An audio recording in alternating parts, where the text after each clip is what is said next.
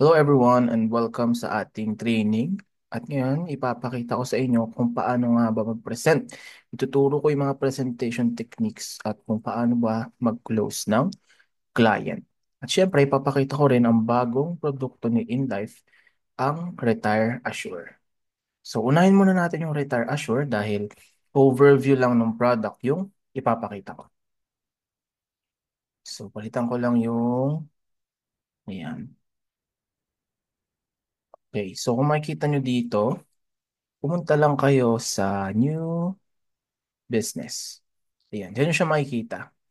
And then, mag-create kayo ng proposal. Yan. Makikita nyo dito, may nagawa na akong proposal. Tapos, create lang tayong bago. Ayun, so ilagay natin dito yung name ng ating client. Tapos, sample lang to Mandela Cruz, mail 0101. 0101. Yun natin 2,000. Yeah. 1999 yan. Para 25 years old na gusto ng mag-plan para sa kanyang retirement. Tapos make sure na hindi to naka-check para siya yung insured at siya rin yung owner. Kasi pag chinek nito, lalabas dito kung sino yung applicant owner. So para lang to sa mga juvenile or 18 below. So wag niyo na muna i-check, then create proposal.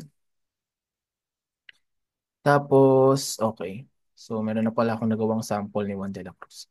Okay, so makikita nyo dito, and dito si Retire Assure sa traditional.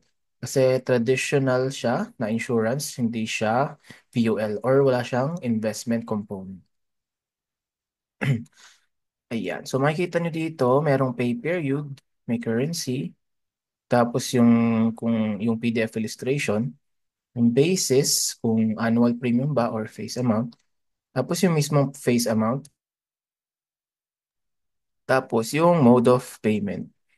So si Retire Assure, meron siyang tatlo na pay period. Yun ang 5 pay, 10 pay, at regular pay. So mas maganda kung regular pay kasi mas mataas yung ano ni client, yung magiging monthly kapag nag-retire na siya. So lagay natin regular. Tapos sa currency, peso lang yan. Tapos sa PDF illustration, since regular pay tayo, lagay nyo lang basic only. Tapos sa basis naman, kay Retire Assure, ang basis niya ay annual premium lang. So si Retire Assure, ang minimum annual premium niya is 36,000. Tapos ang highest naman ay 72,000 or more. Okay? So lagyan natin yung minimum which is yung 36,000. Tapos pili tayo ng mode of payment. Tapos compute natin. Kung makikita nyo dito, may dalawang variant si Retire Assure. Ito yung Retire Assure 60 at yung Retire Assure 65. So, kinaibahan lang nito sa Retire Assure 60, makukuha or mag-start si client mag-monthly kapag nag-60 na siya. Sa Retire Assure 65 naman, kapag nag-65 na siya. So, depende sa client mo kung gusto niya mas maaga mag-retire, Retire Assure 60. Kapag kaya pa naman, pwedeng Retire Assure 65. So, dito tayo sa Retire Assure 60. Tapos ito naman yung sa policy dividend. Left with company lang yan at cash surrender value. So, yan na. So, nag-generate na siya ng summary page, proposal, proposal letter, yung acknowledge of variability page, and then yung product highlight sheet. So, wait lang natin yan. So, kapag naka-check na to lahat, i-consolidate lang natin. So, pagsasama-samahin yung mga pages. Tapos, i-save. Ayan. So, click natin dito. So, ito na yung proposal ni Retire Assure 60. So, kung makikita nyo dito, ang monthly ni ni Juan de la Cruz ay, hindi pala, ang ano niya, yung sum insured niya or yung premium niya pala, ang annual premium niya ay 36,000. Tapos guaranteed monthly payout kapag nag-retire na siya ng 60 years old ay 6,121. Tapos meron din non-guaranteed monthly payout. Ito yung cash dividends. So ito, hindi siya guaranteed, pwedeng mababa at pwedeng mataas. Tapos yung longevity bonus, meron siyang natatanggap na 73,000 kapag na-reach niya yung age 100. Tapos sa death benefit naman, ito ay whole life, so up to 100. Tapos ang insurance niya ay 110% of total basic premium. Tapos meron din tayong guaranteed cash value. So kung makikita niyo dito, ito yung illustration. So ito yung annual premium niya kapag nag-regular siya. So hanggang sa mag-retire siya niyan. And then ito naman yung guaranteed basic cash value. Tapos ito yung death benefit. And kung makikita niyo dito, meron dito yung dividend scale. Meron 3% at merong 2%. So ito yung pinakamababa which is 2%. Then meron ding 3%. So dito kapag nag-retire na si client, ang starting niya ay 73,462 na monthly. Plus yung dividend niya. So yung dividend niya ay nasa 200 kapag kapag 3% yung accumulation rate ni dividend. So para ma-compute to, kailangan lang natin yan i-divide sa 12. So pag-plus muna natin, 73 73,462 plus the accumulated dividends, 200,941. Yan. So meron siyang 274 and 403 pesos na monthly, di pa, na yearly. So i-divide natin sa 12. Ayun, so 22,866 ang monthly payout ni client. And ang maganda kay dividend, habang tumatagal, pwedeng tumaas pa siya lalo. So kung makikita nyo dito, kapag nag-70 na si client, 73,000 pa rin yung annual niya na payout. I-divide lang sa 12 para mag-monthly. So 878 yung accumulated na cash dividend. Ipapag-plus lang natin tong guaranteed payout sa dividend. So 878 464 plus 7,462. So 951,000 yung annual niya, then divide natin sa 12. Then kapag nag-70 si client, meron na siyang 79,327 na monthly. So ganun si Retire Assure. So focus siya sa monthly payout and konti lang yung kanyang life insurance. So pagdating naman ito yung pinaka-summary, how Retire Assure works. So at age 25, si Juan de la Cruz ay meron siyang 36,000 na annual premium. Tapos over the 35 years, makapagbayad siya ng 1.2 million. So may choice si Juan de la Cruz kung gusto niya bang kunin ng lump sum yung cash kapag nag-retire siya. So ang makukuha niya kapag nag-59 siya ay 1.8 million. Or pwede siyang monthly payout hanggang 100, hanggang age 100. So kung makikita niyo dito, upon reaching age 75, kapag nag-monthly siya, ang total monthly payouts na niya ay nasa 2 million. Tapos yung guaranteed cash value ay nasa 600,000. Tapos pag nag-85 siya, nasa 3 million na yung total payouts. And then pag nag-100 siya, nasa 6.9 million na yung total payouts. And then may marireceive siya na longevity bonus. So that's how Retire Assure works. So make sure na kapag nag-send ako ng trainings na maka-attend kayo dahil company trainings yon, dahil mas in-depth kapag in-explain nila yung Retire Assure and mas makakapagtanong kayo sa kanila kapag meron kayong questions. So, let's move on sa presentation techniques. Palitan ko lang ang screen ko. Ayun. Yan. So, tapos na tayo sa Retire Assure. Move tayo sa presentation techniques. So, yan. So, dito, tuturo ko yung winning formula kung paano ba mag-close ng insurance policy ng step by step. So, as of now, papakita ko na lang din, I have 50,000 annualized premium and most of them ay naka-quarterly. So, I have now four policies na 3 months na ako sa Insular Life. And then, so in step 1 natin is of course, you need to prepare. Okay, kasi before tayo sumabak sa gera, kailangan natin mag-prepare ng ating mga weapons or yung mga ano natin, gears para ready tayo sa laban. Okay? So, prepare to win.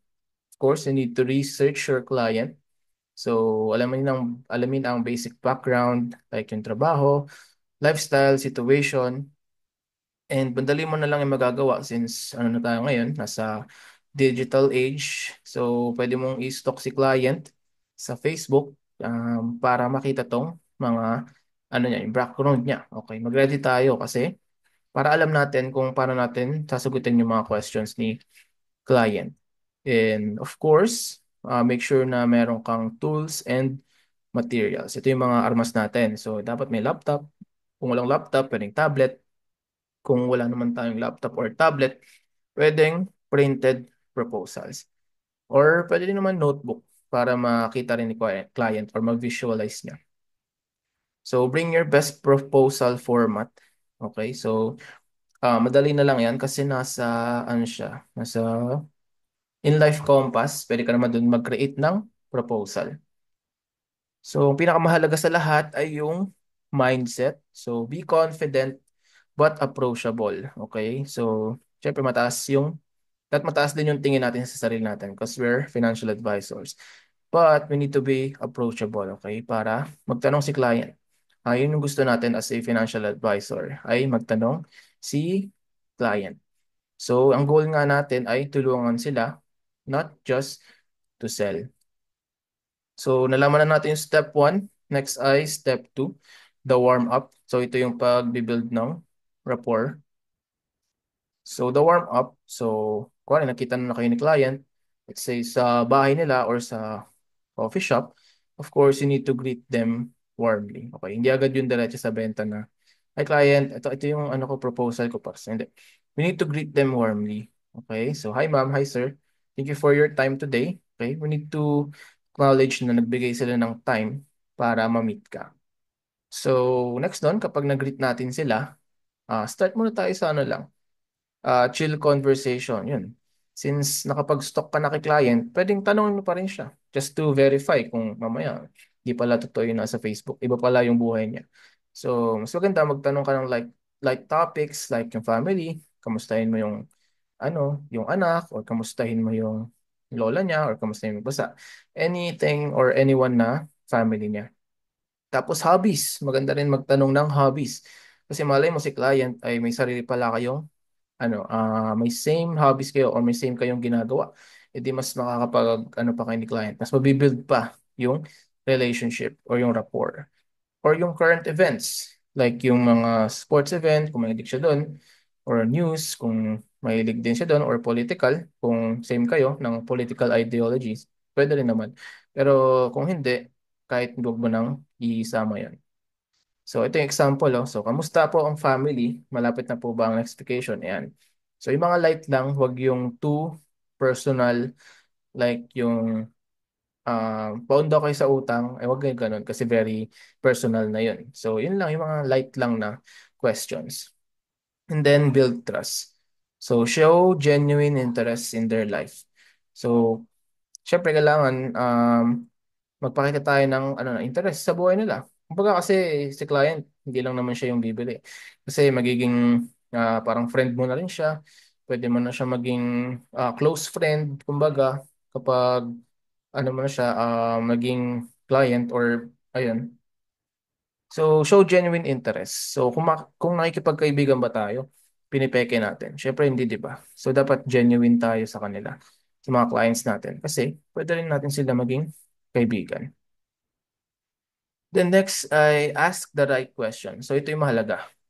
Okay, mahalaga magtanong kasi mahirap magbigay ng sagot kung hindi mo alam yung hindi mo alam yung problema nila sa finance. So, start with their goals. So, tapos na tayo sa build ng rapport. Dito na tayo sa questions na about sa financial nila. So, since alam naman nila na financial advisor ka, so sabihin mo na magtatanong lang po ako ng questions so para ma-assist kita ng mas better or makapag-recommend ako ng solution na bagay sa'yo. So, yun. So, start with their goals. So, ano po ba yung top priority nyo? So, merong nagsasabi retirement, may nagsasabi investment, meron din nagsasabing savings, yung iba health naman, tapos meron ding family security, pa yung protection sa family. Tapos, understand their pain points. So, naisip niya po ba kung paano maapektuhan ng family kung wala po tayong emergency fund or insurance? So, dahil sinabi na nila yung goals nila, tapos pwedeng masabi rin nila yung pain point o yung ano ba yung hinaing nila when it comes to finances. Mas lalo mong itanong mo lalo na so what if ganito? Ayan, what if paano maapektuhan family mo pag walang emergency fund? So parang mas lalo mo pang tinidiin yung problema. So okay lang 'yon kasi doon mas ma-realize ni client na kailangan niya pala talaga ng insurance. And then tanong ka rin minsan sa budget clarity. Kasi hindi naman pwede na bentahan natin sila ng mahal para lang kumumisyon ng mahal. Tapos hindi rin naman matutuloy or 2 years lang tapos na. Hindi na niya binayaran. Eh di sayang din. Sayang yung binayad ni client. So mas maganda merong budget clarity. So tanongin mo siya, ano ba yung comfortable na monthly budget para ma-secure natin yung future nyo. For example, ang kaya niya lang ay 1,000. So, ayun, recommend ka ng insurance na 1,000. Kasi yun lang kaya niya eh. At least, kaya niyang bayaran hanggang matapos or hanggang mag 10 years, 15 years. At least, covered siya ng lifetime. So, next na, ito na yung present the solution. So, natanong mo na yung mga questions na kailangan mo and then dahil nalaman mo na yung goals nila. So, dito let's start with their goals. So, pakita mo kung paano sasagutin ng insurance ang problema. So, ayun. So, kay Insular Life, ang minimum natin ay 833 per month. So, pwede na sila magkaroon ng 1 million coverage para sa family. For example, ang goal niya ay family security. Then, pwede to. Pwede to sa kanila. 833 a month, tapos meron na silang 1M coverage para sa family. Tapos, make it relatable. For example, gamit kayo ng real life scenarios na related sa kanila. So, marami naman let's say sa Facebook or sa YouTube, meron mga stories dun ng mga about sa finances. So, yun, pwede kayong kumuha ng idea dun. Tapos, ito yung example. So, naisip niyo na po ba kung paano mababayaran ang tuition kung may mangyari sa breadwinner? So, mapapaisip sila. Wala eh. Paano nga ba? So, yun. Then, pwede mo insert si insurance. Okay? And then, focus tayo sa value, not just price. Okay? So, ang 50 pesos a day, parang isang kape lang, pero may 1M life insurance ka na. So, ito yun. So, focus tayo sa value, di ba?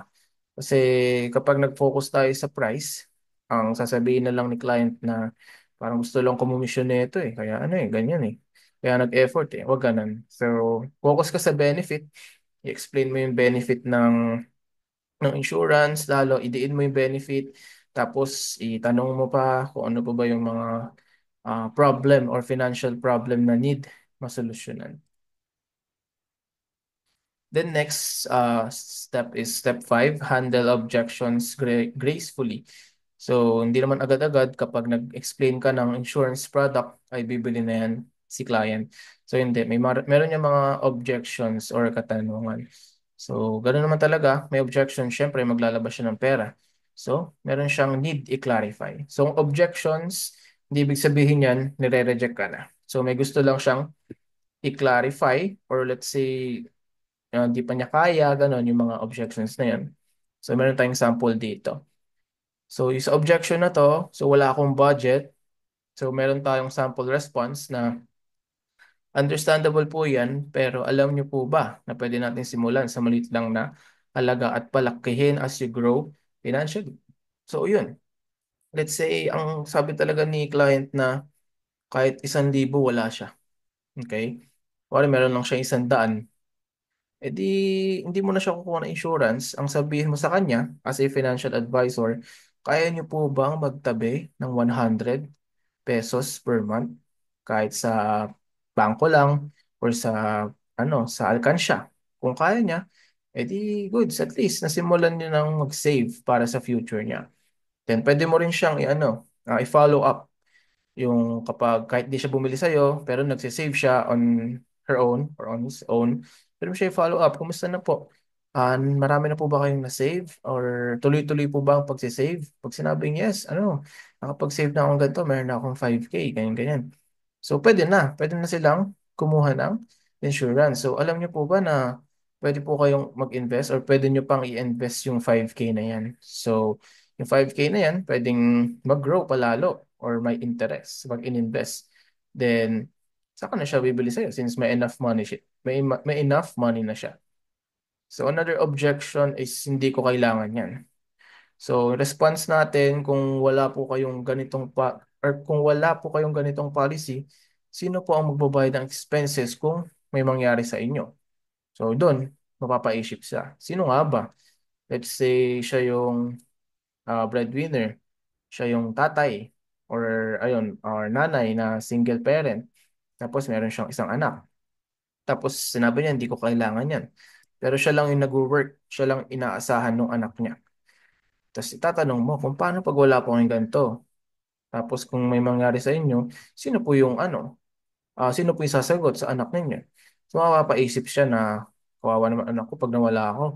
Kasi wala akong insurance pala, wala na siyang aasahan. Alangan iasa ko sa kamag-anak. So yun papaisip siya sa sarili niya. So kapag ito yung objection, iparealize mo na sino yung uh, or sino yung aasa sa kanya, di ba? Sino yung mga beneficiary niya na kapag nawala siya, kanino sila aasa. So next objection naman ay yung pag-iisipan ko muna. So yung response dito is no problem po. Okay? So, wag tayo magalit. So, no problem po. Pero habang nag-iisip tayo, so tandaan po natin na minsan ang panahon ay hindi na bumabalik. So, kailan po kaya natin gustong simulan? And may isa pa akong response para dito. So, alam niyo po ba na every month or every year ay tumataas yung premium. So, let's say ngayon, 800. Tapos next year, baka 1,000 na po per month. So kapag nakapagsimula kayo ngayon, mas mababa yung premium na binabayaran nyo. And isa ko pang response na iisip is, yes, healthy po kayo ngayon. Mas maganda na healthy kayo kasi makakakuha ka ng insurance. What if biglang ganito, may something na nangyari, okay? Bigla ka nagkasakit, ayun, biglang may critical illness. So, alam niyo po ba na pwedeng kami din mag-decline sa inyo kapag kailangan nyo na ng insurance. So habang healthy pa, mas maganda ako muna kayo. So yun yung mga responses na or mga responses na pwedeng isagot sa objection na to. So next step ay ito na yung close the deal. So sa close the deal, so of course, we need to ask them confidently. Huwag tayong matakot huwag natin matakot bentahan sila. Kasi tapos na tayo magtanong, tapos na mag-build rapport, tapos biglang bebentahan natin sila. Huwag tayong matakot dun. So, we need to be confident. So, ma'am, sir, ready na po ba tayo to start securing your future? Yan, isa sa mga questions. Tapos, highlight natin yung urgency. Yung the earlier we start, the earlier din yung benefits nyo, or the earlier we start, mas mura yung premium na babayaran nyo. Yan. So, yun yung mga i-highlight natin. Kasi today is the best day. So, yun na. Papirmahin mo na ng proposal.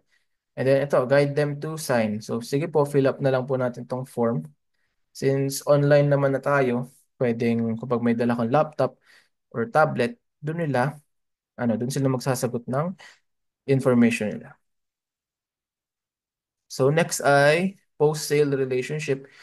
So mahalaga to since hindi porket nabentahan mo na ay tapos na. 'Di ba? Tapos na yung obligasyon mo. Hindi. So next one is thank them sincerely. Kapag tapos na sila magsagot ng form, thank them sincerely. So maraming salamat po, ma'am, sir, for trusting me with your family's future. Syempre, we need to be thankful kasi secured na sila and nagtiwala sila sa'yo. Tapos, of course, you need to follow up regularly. Okay? Check how they're doing and offer additional value. Okay? Pwedeng value lang muna. Hindi na yung benta. So, let's say, kinuha nila sa'yo ay retirement. Tapos, pwede mo silang sabihan ng, like, sa ano naman, sa health, value on health. So, kapag nagkasakit, ganito yung cost. Kapag nagkasakit, let's say na heart attack, nasa 1 million yung cost. Kumbaga, sinasabi mo lang yung cost ng pagkakaroon ng critical illness without selling them the critical illness insurance. Para magka-idea lang sila. Then, sila na yung mapapaisip na mukhang kailangan ko tong critical illness. Hindi, sila na rin kukuha sa'yo. Since ikaw na yung financial advisor nila. And then, make sure din, meron tayong tinatawag na policy review. So, kapag naka-annual premium si client, mas maganda, every year, nagpa-policy review, meaning nun, punta ka sa kanila or mag-Zoom, i-explain mo lang ulit yung policy nila. So, ano na ba nangyari sa policy? Ano ulit yung mga benefits? Parang i-remind mo. Kasi minsan yung ibang client, hindi na nagbabayad kapag hindi na re-remind ko, ano ba itong binabayaran ko? Kailangan ko pa ba to? So, mapapaisip sila ng ganun. So, minsan, ini-stop na nila. Kaya maganda, may policy review. Okay? And then, kapag quarterly, pwedeng quarterly, policy review kayo para lang malaman niya ulit yung benefit at malaman niya kung ano ba yung binabayaran niya. Then, lastly, ito na, ask for referrals kasi mas maganda na referral kasi mas may trust na sa'yo si client. And then, pag nagbigay siya ng referral sa'yo, since meron ng trust sa'yo si client, magkakaroon na rin sila ng trust sa'yo. Ito yung sample spiel. So, kung may kakilala po kayo na gusto rin ng ganitong protection or gusto rin ng ganitong insurance, so let me know po. So, ready akong tumulong. So, ayan. And then, final thoughts. Ayan. So, key takeaway natin, focus on helping clients achieve their goals and sales will naturally follow. Okay. So, focus lang sa pagtulong sa client. Kahit i-reject tayo niyan, okay lang. At least na presenta natin sila. At least na explain natin yung kahalagahan ng pagkakaroon ng insurance. Then, next step is take action. So let's go out there and apply these steps. The more people we help, the closer we are to our dream.